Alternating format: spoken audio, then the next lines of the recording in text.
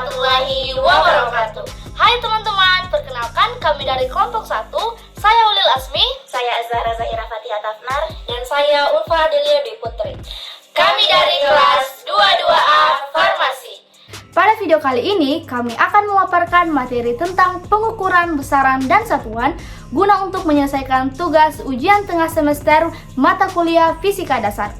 Nah, sebelum itu, kita harus mengetahui dulu apa itu pengukuran besaran dan satuan. pengukuran adalah suatu kegiatan yang dilakukan terhadap suatu objek tertentu dengan menggunakan alat ukur yang bersesuaian dengan objek yang diukur.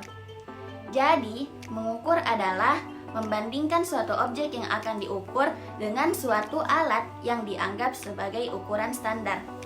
Berikut adalah beberapa alat ukur yang digunakan dalam proses pengukuran besaran fisika. Yang pertama, alat ukur untuk panjang seperti mistar, jangka sorong, dan mikrometer. Yang kedua, alat ukur untuk massa seperti neraca 2 lengan, neraca 3 lengan, dan timbangan digital. Dan adapun alat ukur lainnya seperti voltmeter, termometer, dan luxmeter. Perlu kita perhatikan bahwa di dalam pengukuran ada yang namanya ketidakpastian pengukuran. Ketidakpastian hasil pengukuran terbagi menjadi 3. Yang pertama, kesalahan umum. Kesalahan umum adalah kesalahan yang disebabkan oleh keterbatasan pada pengamat pada saat melakukan pengukuran. Yang kedua adalah kesalahan sistematik. Kesalahan sistematik merupakan kesalahan yang disebabkan oleh alat yang digunakan dan atau lingkungan di sekitar alat yang memengaruhi kinerja alat. Misalnya, kesalahan kalibrasi, kesalahan titik nol, kesalahan komponen alat, atau kerusakan alat, kesalahan paralaks, perubahan suhu, dan kelembaban. Yang ketiga adalah kesalahan acak.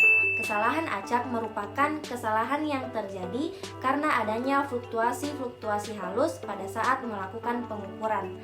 Kesalahan ini disebabkan karena adanya gerak drone molekul udara, fluktuasi tegangan listrik, landasan bergetar, bising, atau radiasi. Selanjutnya pada besaran. Nah, besaran ini merupakan manifestasi dari hasil pengukuran. Besaran fisika adalah sifat benda atau gejala alam yang dapat diukur. Besaran ini terbagi menjadi 2, yaitu besaran pokok dan besaran turunan. Besaran pokok ialah besaran yang tidak bergantung pada besaran lain atau tidak diturunkan dari besaran lain. Contohnya seperti panjang, massa, dan waktu. Untuk besaran turunan ialah besaran yang diturunkan dari besaran-besaran pokok dan merupakan kombinasi dari berbagai besaran pokok seperti gaya dan usaha. Kita masuk pada satuan. Satuan adalah ukuran daripada suatu besaran. Satuan mewakili ukuran atau amplitudo dari suatu besaran yang diukur terhadap suatu objek atau benda atau fenomena. Masuk pada sistem satuan internasional. Sistem ini terdiri dari sebuah sistem satuan yang koheren yang terpusat pada 7 satuan pokok. Seperti yang kita lihat pada tabel di samping saya. Ada besaran panjang memiliki satuan meter, massa satuannya kilogram, waktu satuannya sekon, kuat arus listrik satuannya ampere, suhu satuannya Kelvin, jumlah zat satuannya mol, dan yang terakhir intensitas cahaya satuannya kandela. Nah, bagaimana teman-teman? Apakah kalian sudah paham?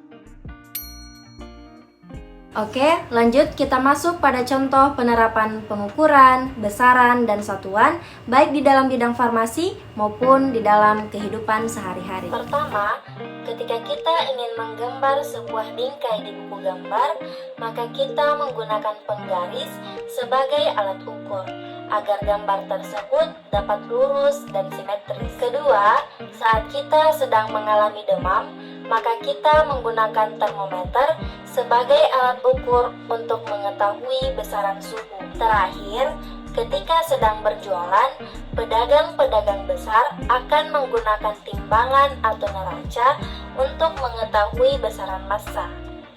Nah, itulah tadi contoh besaran pokok dalam kehidupan sehari-hari. Sedangkan contoh penerapannya dalam bidang farmasi ialah yang pertama, menimbang bahan-bahan obat sehingga besaran fisika yang terlibat adalah besaran massa atau berat dengan satuan kilogram yang berkaitan dengan kegiatan menimbang.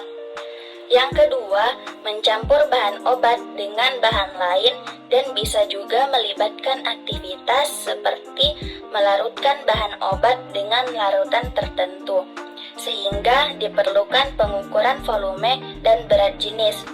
Besaran fisika yang terlibat ialah besaran waktu, besaran suhu dengan satuan sekon atau detik yang berkaitan dengan kegiatan mengukur.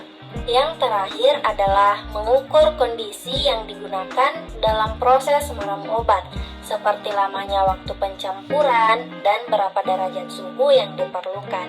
Sehingga besaran fisika yang terlibat adalah besaran volume, besaran massa jenis yang berkaitan dengan kegiatan mencampur. Nah, itulah tadi pemaparan tentang pengukuran, besaran, dan satuan beserta contohnya. Dari materi tadi, kita dapat mengetahui bahwa dalam kehidupan sehari-hari, kita tidak terlepas dari yang namanya fisika. Oleh karena itu, penting bagi kita untuk memahami materi-materi yang berkaitan dengan fisika. Sebagai penutup, saya ingin mengutip pernyataan dari Albert Einstein. Beliau mengatakan bahwa jika A sukses dalam kehidupan, maka A sama dengan X plus Y plus Z. Kerja adalah X, Y bermain, dan Z menutup mulut Anda. Sekian dari kami, jangan lupa like, Comment, and subscribe. Wassalamualaikum warahmatullahi wabarakatuh. Bye-bye.